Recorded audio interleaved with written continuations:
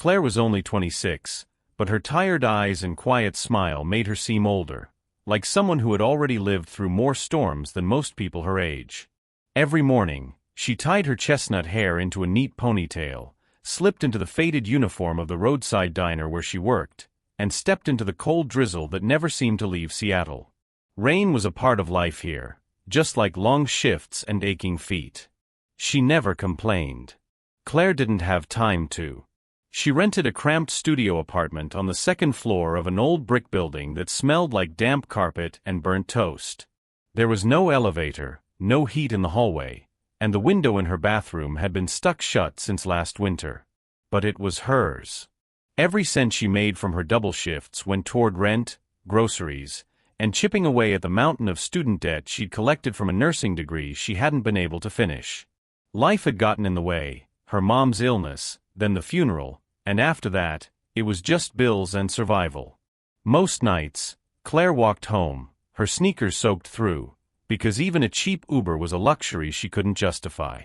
She kept her head down and her hands in her pockets, always moving, always thinking, about tomorrow's shift, about how to stretch her last $20 until payday, about the patients she dreamed of helping one day. Despite everything, there was a quiet grace about her. She never sought attention, never raised her voice. But when someone dropped their fork or spilled their coffee, Claire was there with a napkin and a soft smile. She gave without asking, listened without judging, and moved through the world with a gentle strength that often went unnoticed, except by those who needed it most. To her customers, she was just the polite girl behind the counter. But to anyone who really looked, Claire was the kind of person who lit candles in dark rooms, without ever asking for a match in return. It was past midnight when Claire finally unpinned her apron and clocked out. The diner had emptied hours ago, but the manager had asked her to stay behind and help clean up after a clogged sink flooded the back room. She didn't mind. An extra hour meant a few more dollars on her paycheck. Still, when she stepped out the front door and heard the roar of the rain against the pavement, she winced slightly. Seattle rain wasn't like the soft mist she sometimes imagined falling in old black and white movies. It was unrelenting, sharp, cold, and loud, like it wanted to scrub the city clean of its secrets. Claire popped open her umbrella, the cheap kind with a bent spoke and a sticky release button, and stepped out into the downpour. The street was nearly deserted. The diner's neon sign flickered behind her in red and blue, casting a dim glow over the puddled sidewalk. Claire turned left, as she always did, walking the familiar route toward home. But just a few paces in, she slowed. Under the awning of the closed florist shop next door, something moved, a shape, low to the ground, huddled into itself. Claire paused, her breath catching as her eyes adjusted. It was a woman. An older woman, maybe in her 50s or 60s, though the grime and wet hair made it hard to tell. She was curled into the corner, knees to her chest, her entire body shivering violently beneath a crinkled sheet of clear plastic. It wasn't even a real poncho, just a large trash bag with holes torn for arms. Her thin gray sweater was soaked through, clinging to her bony shoulders. Her feet were bare, skin blotched red and blue from the cold. Claire's instinct was to walk on, keep moving, stay dry, get home. That's what most people would do. That's what she had seen 100 times. People averting their eyes, pretending not to notice, whispering "poor soul" as they passed by without stopping. But Claire didn't move. Not yet. She looked down at her own jacket, a light windbreaker, barely enough for the rain, but still dry. Her umbrella trembled slightly in the gusting wind as she stepped closer. The woman didn't look up. She just rocked gently, whispering something under her breath, maybe praying, maybe just talking to stay awake. "Ma'am," Claire said softly. No response. Claire crouched down, careful to shield them both with the umbrella. She didn't ask if the woman needed help. The answer was obvious. Instead, she unzipped her jacket and slipped it off, wrapping it gently around the woman's shoulders. The woman flinched at first, then looked up, eyes wide, pale blue and watery with fear and disbelief. Her lips trembled, but she said nothing. Claire offered a smile, small and warm. "Here," she said. "You need this more than I do." She reached into her tote bag and pulled out the wrapped sandwich she had taken from the diner before leaving. It was a simple ham and cheese, still slightly warm from the press. Claire placed it in the woman's hands. Then, without hesitation, she closed the umbrella and handed it over too. The woman blinked, stunned. "But you—" "I'm headed home," Claire said with a shrug. "It's just a few blocks. I'll be all right."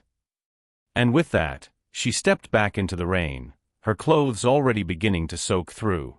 The wind whipped around her, colder than before, but her heart was oddly warm. She didn't look back. She didn't see the tears that slid down the woman's face, or the way she clutched the umbrella to her chest like a treasure. She didn't see the black SUV parked across the street, engine idling, headlights off, where a man in a suit sat silently behind the wheel, watching everything. Claire just walked into the storm, without an umbrella, but with something greater sheltering her, something invisible and much harder to find. The rain had turned relentless by the time Claire finished her shift. The diner's windows fogged over with steam and grease from a long, slow evening. She tied up the trash, wiped down the last counter, and muttered goodnight to her manager, who barely looked up from the register. It was past 11:30, and the city had already begun to settle into its late-night hush, a soft quiet only broken by the wind scraping against empty bus stops and the distant hum of traffic. Claire stepped outside and was hit immediately by the cold. It was a biting kind of chill that crept through the sleeves and under the collar, no matter how tightly you wrapped yourself. She flicked open her umbrella with one hand, its metal joints clicking, and pulled her jacket close with the other. The sidewalks glistened under the yellow haze of the street lamps, puddles collecting in the seams of cracked pavement. The neon sign above the diner buzzed and flickered, all-day breakfast, before blinking out completely as the timer shut it down for the night. She turned left toward home, boots splashing in shallow water.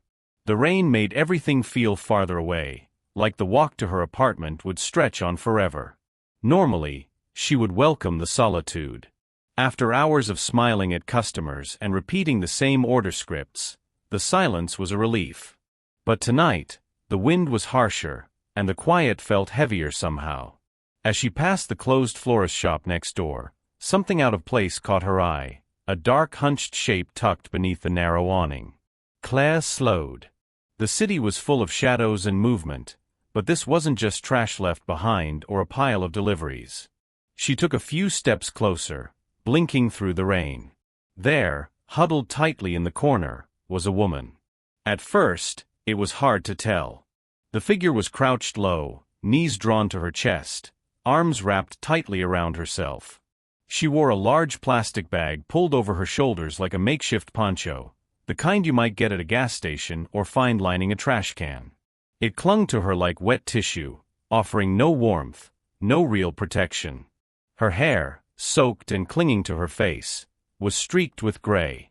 Her skin looked pale, even under the yellowish glow of the awning light, and her lips were pressed together, quivering from the cold. Claire stopped a few feet away, unsure if the woman had noticed her presence. The woman didn't move. She simply rocked slightly, back and forth, her bare feet resting on the concrete, red and raw from exposure. There was something painfully quiet about her suffering. No cries, no pleading. Just a quiet endurance, like she'd been here before. Like she expected no one to stop. Claire's fingers tightened on the umbrella handle. Her eyes scanned the street. Not a single car in sight. No pedestrians, no late-night dog walkers, no buses. Just the echo of rain and the blinking red light of the crosswalk across the street. For a brief moment, she considered walking on. It wasn't her business. What could she possibly do? She barely had enough to take care of herself. Her coat was thin, her apartment barely warm, and her bank account embarrassingly low. What good would stopping do? But her feet didn't move. She stood there, water dripping from her umbrella, soaking into her jeans and socks, just looking. There was something about the woman's posture, so small, so utterly defenseless, that stirred something deep in Claire's chest. A quiet ache. A pull. The kind that didn't come from logic, but from something older, something human. She didn't know this woman's name, or where she came from, or what misfortunes had led her to this miserable corner on a freezing night. But she knew what it felt like to be cold. To be tired. To feel invisible. And so, Claire stayed there for a moment longer, just watching. Heart beating faster, umbrella trembling in the wind, as she stood on the edge of a decision she didn't know she was about to make. Claire stood there for another heartbeat, watching the woman shake beneath the plastic sheet. Her mind raced. She had no blanket, no phone to call anyone, no extra layers. Just herself, her coat, and the old umbrella she gripped like a lifeline. But she didn't need to think long. Without a word, Claire stepped forward. The rain pelted down around them, tapping like fingers on the stretched canopy of her umbrella. She didn't ask permission. She didn't make a sound. Slowly, gently, she knelt beside the woman, careful not to startle her, and tilted the umbrella to shield both of them from the rain. The woman flinched slightly, her eyes fluttering open. Up close, Claire could see just how fragile she looked, skin like thin parchment, cheeks hollow, her frame trembling as though every gust of wind might blow her away. There was fear in her eyes at first, confusion maybe, but no anger. No defense. Just a deep, aching weariness. Claire met her gaze and gave a small, almost invisible nod. Then she did something the woman clearly didn't expect. She unzipped her jacket. It wasn't much. Just a light windbreaker, something she'd picked up at a thrift store for $5. But it was dry, and right now, it was all she had. Carefully, she draped it over the woman's shoulders, smoothing it down so it wouldn't fall off. The woman didn't say anything, but her hands moved slowly to clutch the fabric, pulling it close to her chest like something sacred. Claire looked down at her tote bag, now damp and sagging at her side. Inside was the sandwich she hadn't touched during her break, ham and cheddar on rye, still wrapped in wax paper from the diner. She reached in, unwrapped the top edge just enough to expose the bread, and gently pressed it into the woman's hands. "You should eat," she whispered, though her voice nearly drowned in the wind. "It's warm." The woman opened her mouth, as if to protest or say thank you, but no sound came. Her lips trembled, and instead, she just nodded once, slowly. Claire stood again, her shoes now soaked through and her shoulders beginning to shiver in the cold. She hesitated, glancing down at the umbrella still shielding the woman from the worst of the rain. It was her only one. The forecast had called for rain all week. She still had 6 more blocks to walk. But she looked at the woman, barefoot alone, wrapped in nothing but a thin coat and trash bag, and she knew what she had to do. She extended the handle. "Take it," Claire said, offering a soft smile. "I'm headed home. Just a few blocks. You need it more than I do." The woman looked up at her again, stunned. Her eyes shimmered, whether from the rain or something deeper, Claire couldn't tell. She didn't reach for it right away, as if unsure it was real. Claire gently placed the umbrella into her grasp and curled the woman's fingers around the handle. Then she stood there for a moment longer, her now empty hands hanging at her sides, rain running down her sleeves and soaking through her clothes. But she didn't flinch. She just smiled again and said quietly, "Stay warm, okay?" With that, she turned and stepped into the rain. No umbrella. No coat. Just the steady rhythm of her footsteps fading down the sidewalk, her figure disappearing into the storm like a shadow returning to the mist. She didn't wait for thanks. She didn't need it. Claire hadn't done it to be seen or remembered. She did it because it was right. And somewhere behind her, under the glow of a flickering awning light, a woman clutched an umbrella to her chest, and held on like it was hope itself. Just across the street, parked beneath a darkened lamppost, a black SUV sat idle, its engine humming softly beneath the steady downpour. Inside, the windshield wipers ticked back and forth, clearing just enough of the foggy glass to reveal a man sitting silently behind the wheel. His name was Jonathan Reed. To most of the world, Jonathan was a mystery. A self-made billionaire known for keeping a low profile, he rarely gave interviews and almost never attended social galas. While other moguls chased headlines and photo ops, Jonathan chose different company, mostly his work, a few close colleagues, and the quiet mission he had devoted his life to, helping the forgotten. He had founded the Horizon Shelter Foundation nearly a decade ago after losing his younger brother to the streets. Since then, he had funneled millions into transitional housing, mental health programs, and outreach centers for the homeless. But no matter how much money he gave, it never felt like enough. The need was too great. And worse, the system too cold. Just an hour earlier, he had been sitting in a hotel ballroom surrounded by polished smiles, crystal chandeliers, and people clinking champagne glasses under the banner of Hope for All. It was a fundraising gala, one of dozens he'd been roped into over the years. But tonight, something in him had cracked. As donors took turns at the microphone boasting about their generosity and posing for cameras, Jonathan had quietly slipped out the back door and into the rainy night. He hadn't planned to go anywhere. He'd simply driven, letting the city guide him, past shuttered storefronts, under blinking streetlights, and into the parts of town that most people avoided after dark. These were the streets he remembered from his brother's final days. Places where people disappeared in plain sight. That's when he saw her. He hadn't noticed the girl at first, just the figure under the awning, curled up like a forgotten coat. But then, out of the corner of his eye, he saw another shape, someone standing, pausing, then slowly approaching. He leaned forward, turning off the wipers. Through the blurred glass, he watched as a young woman bent down beside the homeless woman, her umbrella angled to protect them both.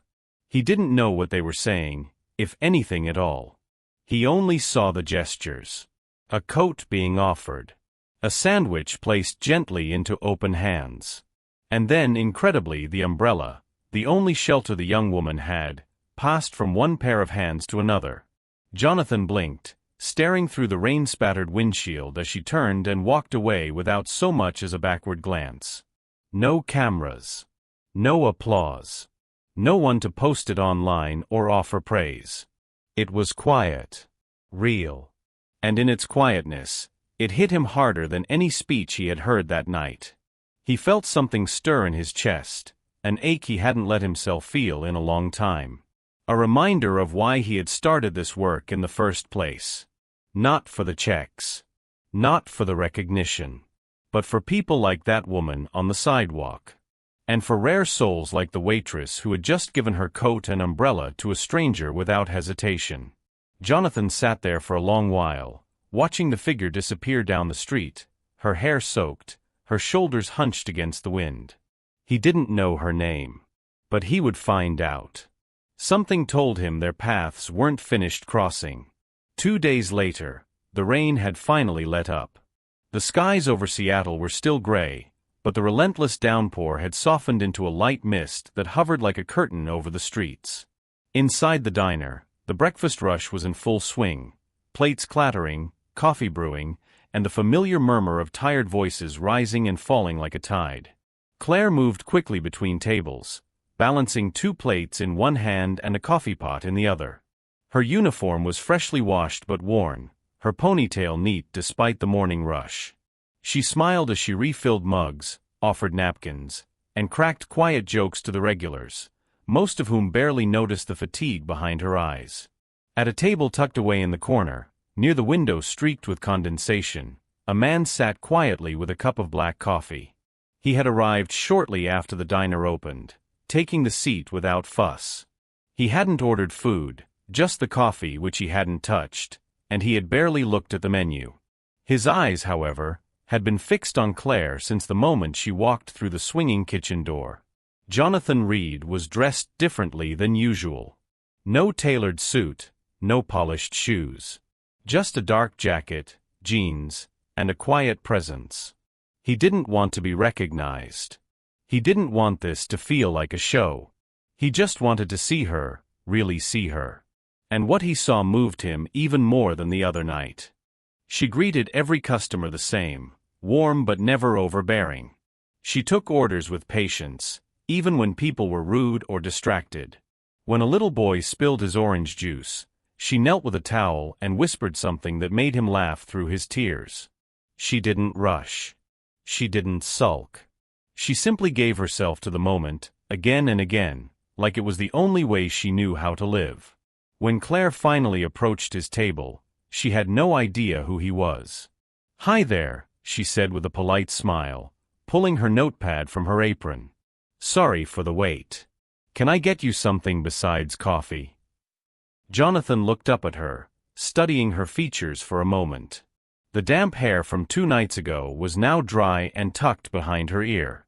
Her cheeks were flushed from the warmth of the diner. But her eyes were the same, calm, steady kind. He cleared his throat and asked, "Do you often help strangers like that?" Claire blinked, caught off guard. "I'm sorry." He set his mug down. "Even when you're soaked and cold yourself, do you usually give away your coat and your umbrella?" Her expression shifted. A flicker of confusion, then something like embarrassment. She glanced down at her shoes, then back at him. "You saw that?" she asked quietly. "I did," he replied, his voice soft but sure. "Not many people would've."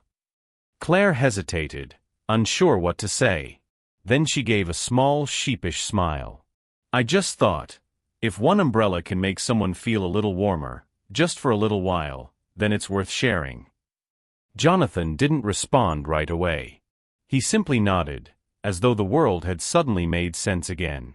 Then he smiled. "Thank you," he said, almost to himself.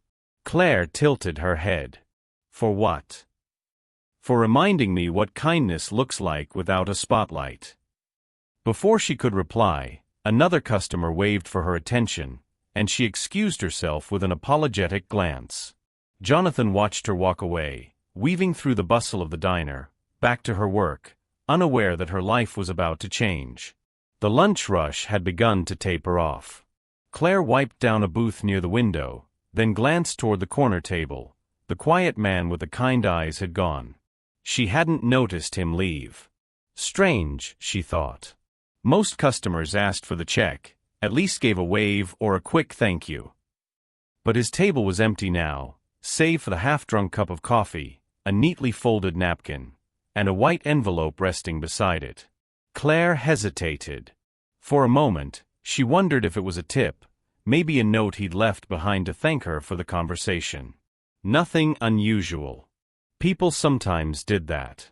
She picked it up, surprised by its weight. There was no name on the outside. Just a small gold seal pressed into the flap.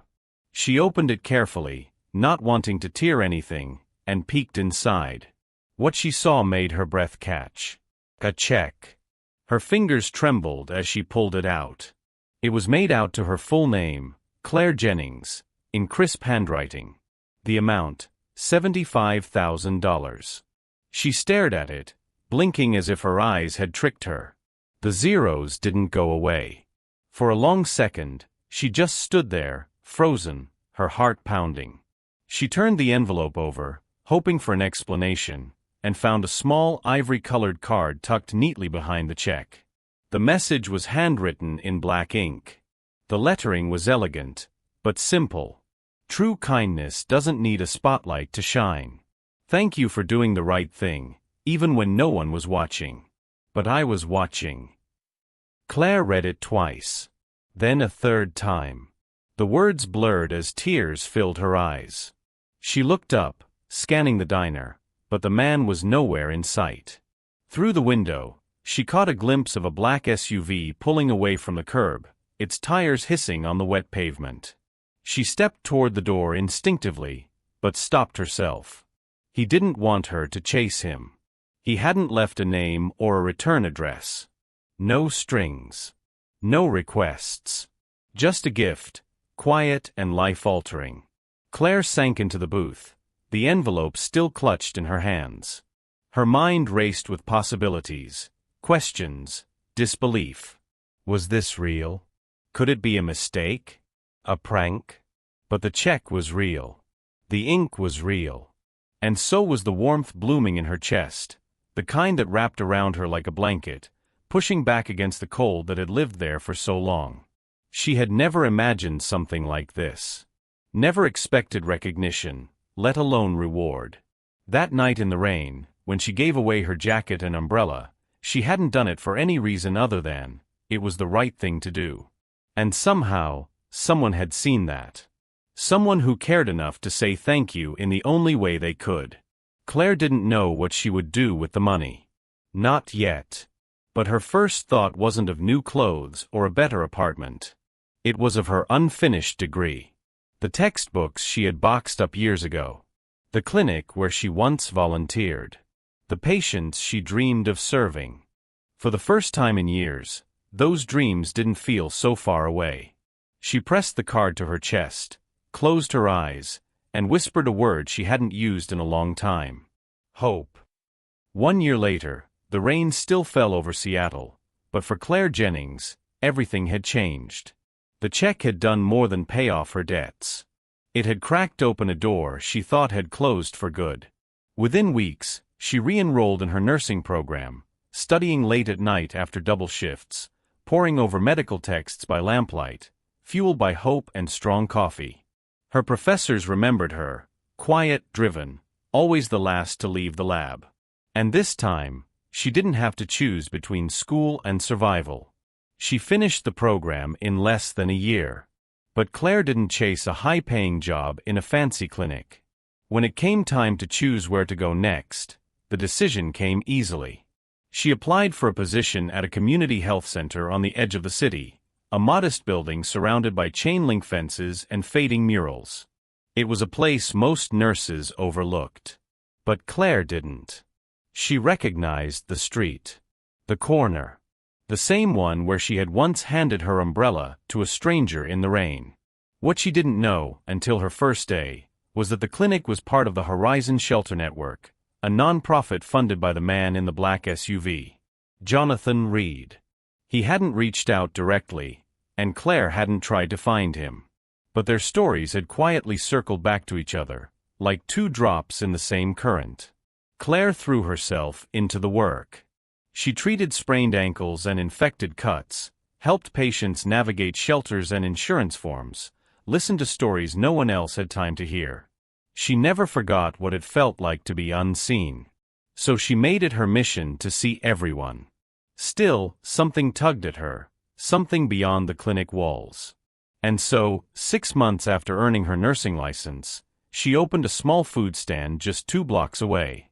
It wasn't much. Just a converted shipping container painted bright yellow, with second-hand stools and a handmade wooden sign. But people noticed it. The name carved above the door read, Umbrella Corner. It wasn't just a place to grab a sandwich or a bowl of soup. Umbrella Corner offered free meals to anyone who needed them, no questions asked. There were blankets folded by the door, hot coffee always brewing, and a dry place to sit when the rain came pouring down. On weekends, Claire hosted health checkups in the back. Some came for food. Some came for warmth. Many came simply because someone welcomed them. On the inside wall, painted in gentle script, a phrase greeted every person who stepped through the door. One umbrella. One open hand. One heart willing to share. Locals began calling it the place where no one had to be alone. Volunteers from the neighborhood started showing up, retirees, college students, even former patients who wanted to give something back. Claire always greeted them the same way, with a smile, an apron, and a belief that even the smallest act of kindness could ripple outward. As for Jonathan, he did eventually visit. Quietly. No entourage. No announcement. He stood in the corner, unnoticed by most, watching the woman who had once changed his life without ever knowing it. When Claire finally spotted him, she didn't say much, just offered a cup of coffee and pulled up a chair. They talked for a long time that day. Not about money, or checks, or rain-soaked nights, but about purpose. About what it meant to live in a world that often forgot the ones who needed it most. And as the sun broke through the clouds outside, spilling golden light onto the tiny tables of Umbrella Corner, Claire smiled and said something she had always believed but never said out loud. If we all just shared one umbrella, maybe no one would ever be left out in the rain. If Claire's story reminded you that kindness is never wasted, if it stirred something quiet and true in your heart, leave a like, not just for Claire, but for every soul who's ever given without expecting anything in return. And if you still believe that goodness walks among us, in diners, on sidewalks, in the rain, hit subscribe to stay with us. Because there are more stories waiting. Stories of light, love, and quiet courage. Just like this one. Thank you for watching all the way to the end. We'll see you again, in another beautiful moment.